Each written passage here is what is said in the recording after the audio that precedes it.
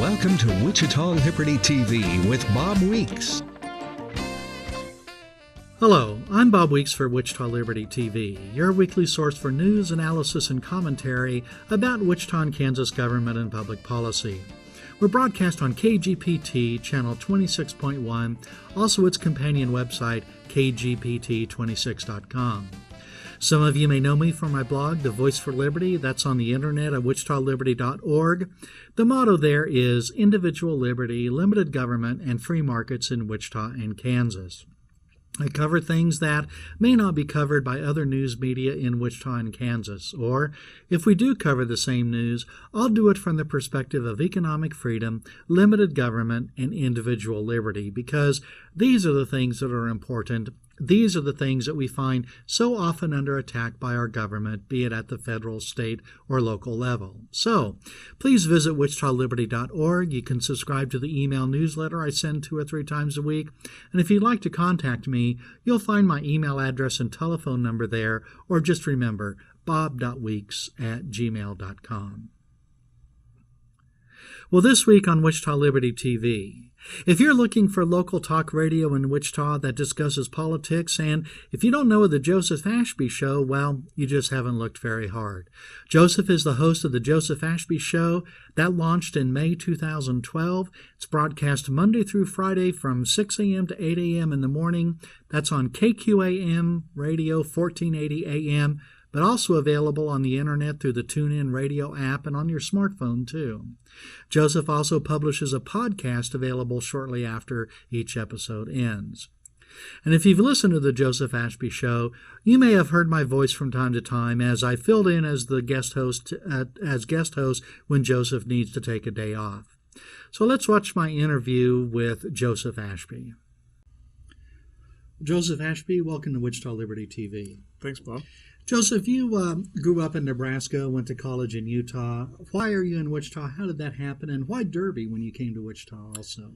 Well, it's just sort of growing up and getting a grown person's job. I got a job offer at Spirit Aerosystems a little bit after I was out of college, and had another job offer in Connecticut for a little more money, but it costs a fortune to live there by comparison. And I thought I would be more comfortable raising a family in Kansas than I would in Connecticut. So those 2 factors made it an easy decision. And so you work for aerospace companies as an engineer. Yeah. And that's something that a person who does political writing and political talk radio, those don't seem to mesh up very well. So how did your evolution from, engineer to, well, you're still an engineer, right, but also a talk show host, and you still did the writing for like the American Thinker and so forth. How did all that start up? How does it mesh together? I don't know that it does. It's sort of a joke among my engineering peers that I'm too verbal to be an engineer. The joke always is, how do you know if an engineer is introverted or extroverted? The extroverts stare at your shoes when they talk rather than their own shoes.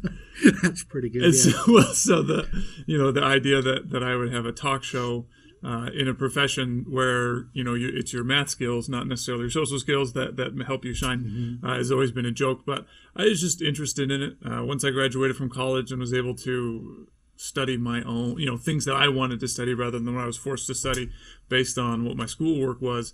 I'd read a lot of history, economics, and so forth, and eventually started writing about it, and one thing led to another, and I ended up on the radio. Now, you're known for your conservative political beliefs. Has it always been that way with you, Joseph? Well, it went from a void to, not really knowing what I believed, not really understanding the difference, just like anybody would growing up. You come to a knowledge of things. I would say that I leaned conservative because my parents did. And then eventually I figured out, because, go back to the year 2000. I was like, oh, man, I'm really hoping George W. Bush will win because he's the good guy and everybody else is the bad guy. And then as time goes on, you start to see the nuance that happens where you look at George Bush's presidency and you'd say some of the things that he decided to do were really disastrous from an economic perspective, from a free market perspective.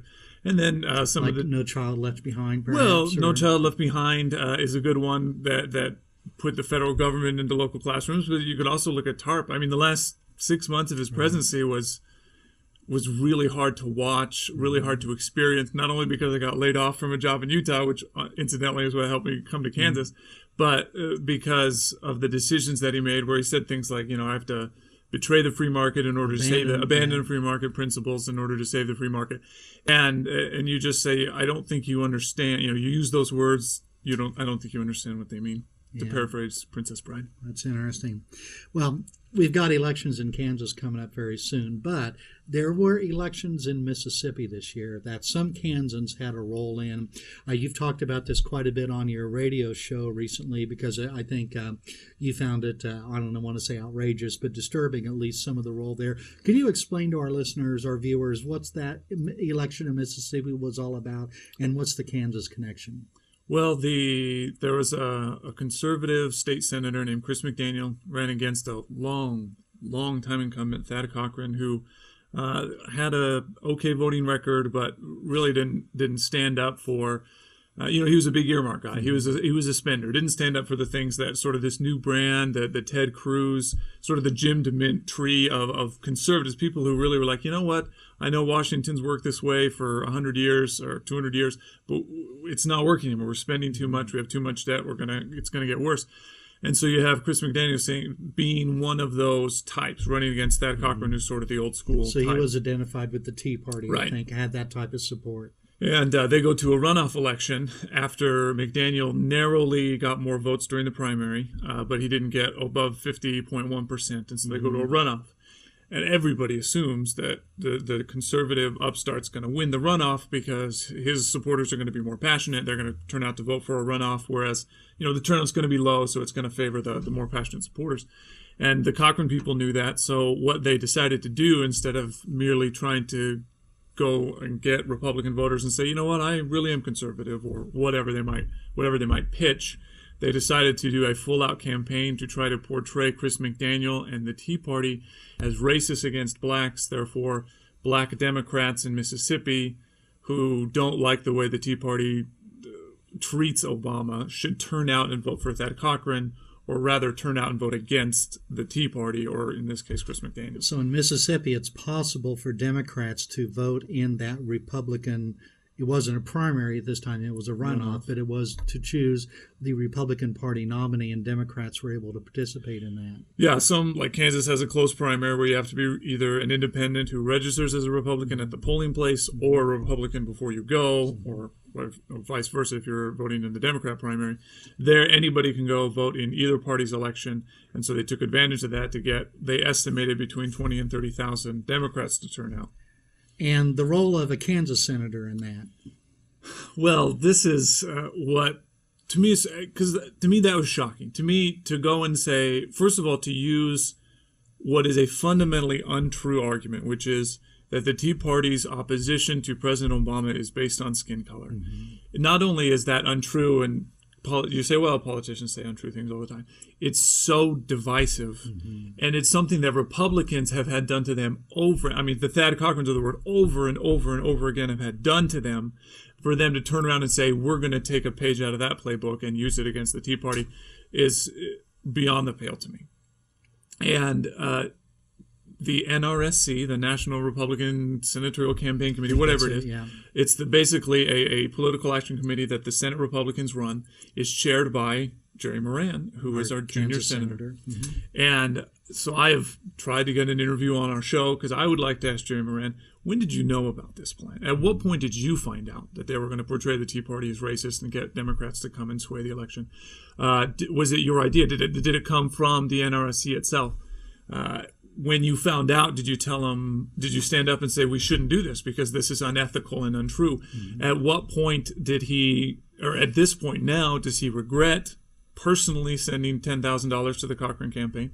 Does he regret the organization that he chairs championing a candidate who would use those tactics and so forth? Yeah. I think that I would think that a Kansas senator would stand up and say, absolutely not, we're not going to do this. This is so far, I would resign. To me, he would resign if they refused to give up on the plan. He would say, I cannot be a party to a campaign that does something like this. Yeah. But no such event occurred. No such resignation was filed. Okay. Well, we're going to take a moment off for a commercial break, and when we come back, we'll talk about Kansas elections coming up.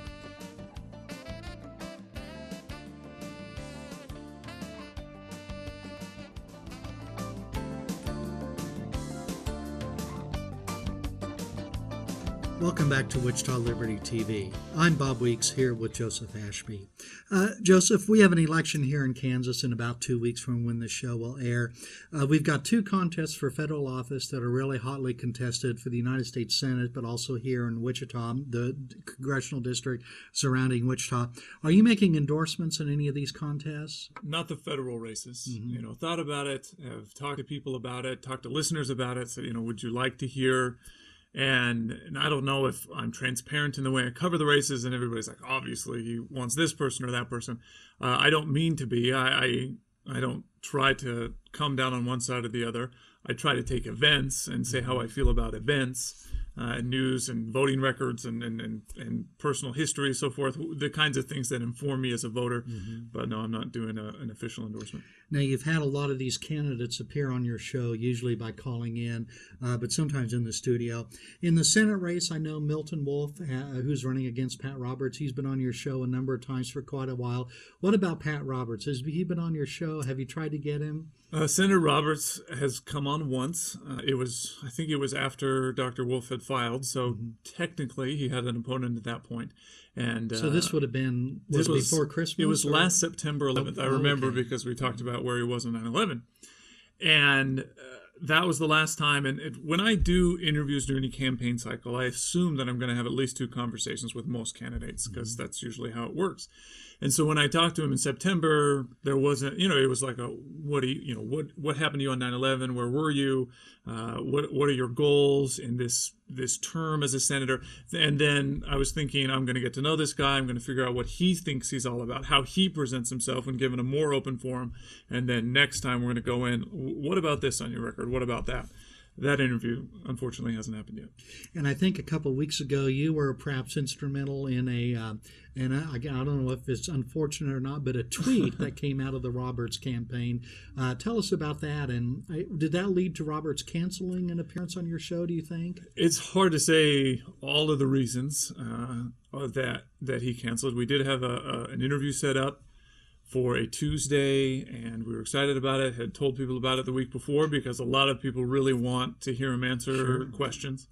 And on Friday, I guess it was Thursday, the day before Independence Day, I'm just doing the show, going through tweets and so forth, and I see Pat Roberts from his official Twitter account, something responding to a Tea Party Express call for a debate in the race. So they say, they got to do a debate. And I see a reply to that says, why would Roberts debate a racist and a fool? And I'm seeing, and it's some liberal from California writes this, right? It only doesn't know anything about Kansas, probably just doesn't like the Tea Party Express. So those words, racist and a fool, were his, not the Roberts campaign. But so it's retweeted by Roberts' official Twitter account, and I'm sitting there looking at that thing, wow, are we going Mississippi in this race? The Twitter, the Facebook, and so forth, as I've observed it, has been pretty nasty. I get endlessly criticized, primarily by the Roberts people, on social networking, and I just thought maybe this was too far. Maybe this was, hey, we're always looking at a dig against Dr. Wolf, and they went too far. And they, I believe, thought they went too far because they eventually deleted the tweet.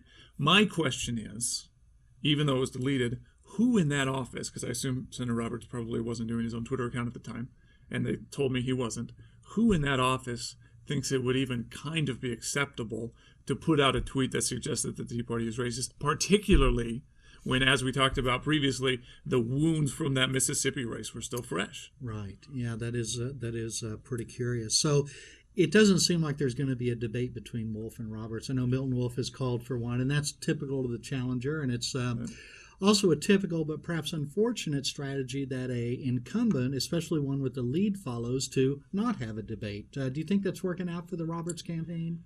Well, you look at it, you say, hey, we're up in the polls. A debate can only help the opponent. What if I say something unwise? Which is going back to why Roberts may have canceled that debate.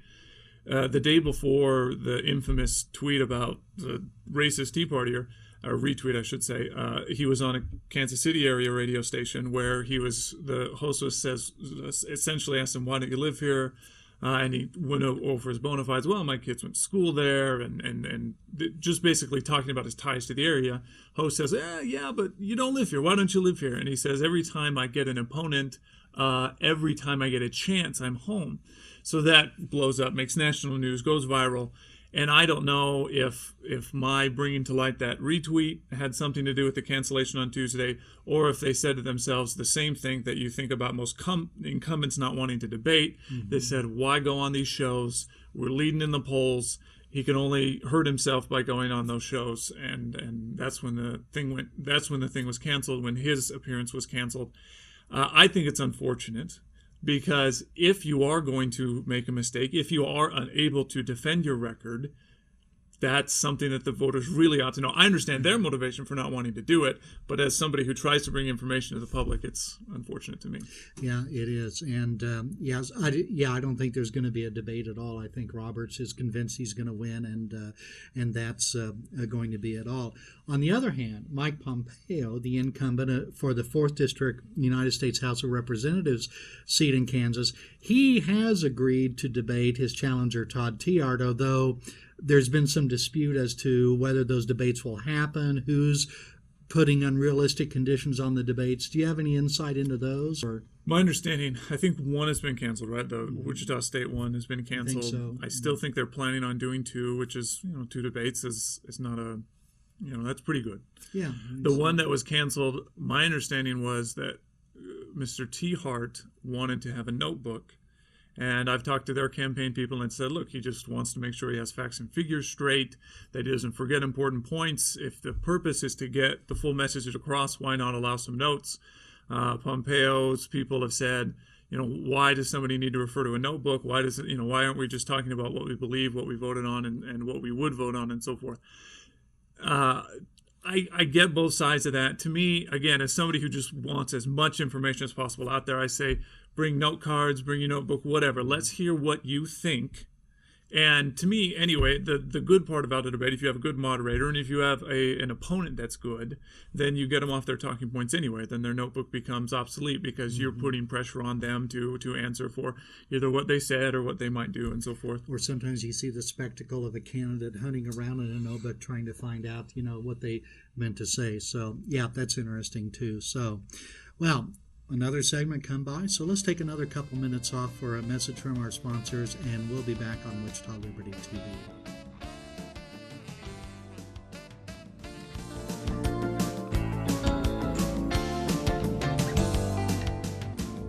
Welcome back to Wichita Liberty TV. I'm Bob Weeks, and this week with me in the studio, Joseph Ashby. Joseph, both you and I are critical of the editorial boards of many Kansas newspapers, maybe even the reporters too. And here's what's really funny. I attend a number of national political conventions each year. I think you've been to a few of them also. And when people learn I'm from Kansas, they say, oh, that's such a solid red conservative state. Well, first of all, I remind them when President Obama needed someone to implement his signature legislative hope, who did he choose? Well, of course, our governor at that time. Mm. But then our newspaper editorial boards like the Wichita Eagle, I know you've mentioned the Hutchinson News quite a few times. Why do you think all these people are like that? I've heard that it's cultural, that you go from journalism school, which tend to be heavily liberal, at least the professor's political slant, who they support, how they describe themselves politically, it's heavily to the left. And then they go and they get jobs as reporters at a school, and they're in another environment where it's heavily guided by people who remember what they learned in the journalism schools, and often they'll get houses in similar neighborhoods. They're like, well, where's a nice place to live? And they're like, oh, the Wichita people, all the College Hill's a great place to. And there's a lot of Eagle folks that, at least in the past, that have lived down there. And it's just a self-perpetuating culture. They go from one liberal place to another liberal place to another. Then by the time they graduate into the editorial realm, they're pretty much not bought and paid for, I should say, but the strong philosophy to the left. Well, it's not always that way. You're fond of saying former conservative Philip Brownlee, because he was an accountant in his previous life before he became the newspaper editorial page editor. So he is kind of puzzling. He was hired. My understanding, he was hired as the right of center writer for the paper to offset the left of center writer for the paper, and now they're pretty far left of center. We have to go back and do a bone dig through the archives and see if we can trace through that type of thing. But yeah, and the Hutchinson News, I think, and the Garden City Telegram. I think I've mentioned the Garden City Telegram and gone through an editorial of theirs on Wichita Liberty TV. But the Hutchinson News, what about them? I joke that they're the Communist Party USA newspaper of Kansas.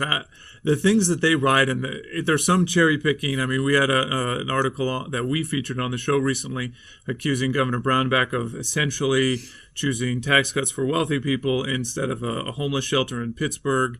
And when you actually go into the books of where the funding came from Pittsburgh, you find out that this fiscal year, they're getting more money from the state than they did the year before the tax cuts were entered.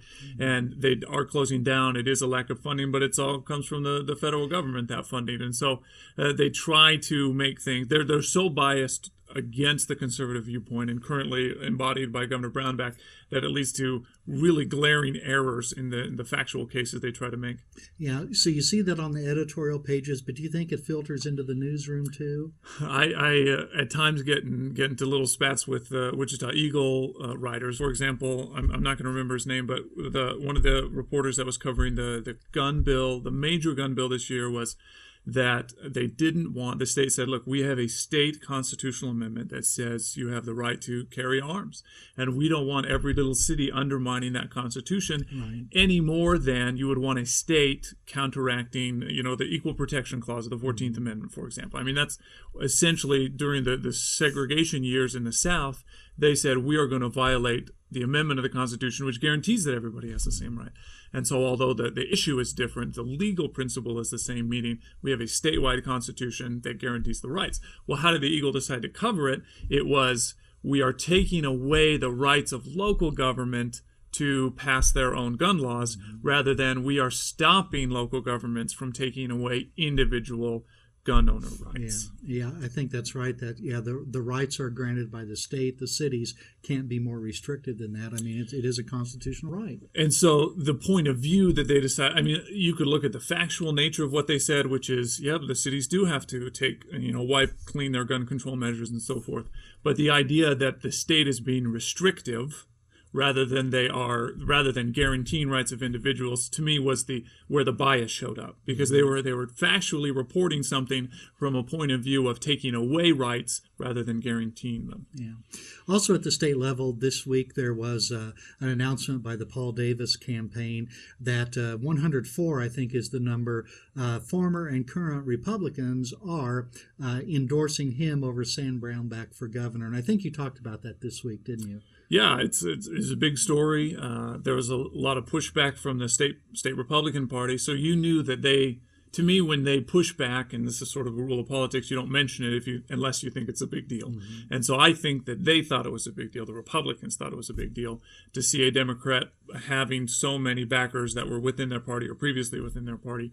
I look at that, and among those are all of the people that were defeated by Brownback-backed Senate candidates in 2012. And so when I saw news reports and they failed to mention that, I said to myself, you have to mention that. There's got to be personal vendettas here. There's got to be conflicts of interest here. It's not just, we think Paul Davis is the greatest thing ever. It's we're going to take our pound of flesh back from Brownback because he ended our political careers by backing some conservative challenger in our last election. Yeah. And I think, that was not too long after you started your radio show, and that was one of your first parody songs, wasn't it, that defeated? Who were the members of that chorus? Well, we just had the idea, the soloists were Gene Schodorf, who of course now is a Democrat, and then I think we picked up Dick Kelsey and Stephen Morris. Okay, Steve Morris. Yeah. Steve Morris, and the joke was we sang the parody was the Beatles Yesterday, and it was yesterday we were office holders, but now that the voters threw us out, we long for yesterday, and so I look at that stage of 104 Republicans, and it's not exclusively people who were defeated in previous primaries, but it is people who have consistently fought against Governor Brownback, it would be sort of like me endorsing Brownback. Who would be surprised that I do? Nobody. Why is anybody surprised that these people who have consistently opposed him now? And if you look at many of these legislators in like the Kansas Economic Freedom Index that I used to produce, or before that, the Kansas Taxpayers Network Index that Carl Peterjohn did, you would find that they had very liberal voting records. Yeah. So it sounds like there's a bit of animosity left over from 2012. Do you think down here, from what you know about Sedgwick County Republicans, let's say, the contest between Mike Pompeo and Todd Tiahrt, do you think that's causing a split, and do you think we'll be able to get over that, whoever ends up winning? I don't know, because if you think back to 2010, Jerry Moran and Todd Tiahrt had a nasty, just from an advertising standpoint, had a really nasty battle. The 4th District congressional race that Congressman Pompeo eventually won was an open seat, heavily contested, ton of money spent. I can still recite to you. And the general I can still recite to you the attack ads that they ran on each other because they were just everywhere all the time. And yet, by the general election, everybody voted for their party's nominee, more or less. I think that there are hurt feelings that existed before this primary between the Tiahrt camps and the Pompeo camps, and I think they will exist after. I don't think it's enough to sway an election towards a Democrat for whoever might win that 4th District Republican nomination. Yeah, it seems pretty unlikely that we'd elect a Democrat from here, but stranger things have happened from time to time. Like Kathleen Sebelius winning 2 terms. Yep, that's exactly right, and by a landslide in the second one. So, well, Joseph, I think we're out of time for today, so thank you for appearing on Wichita Liberty TV. Thanks, Bob.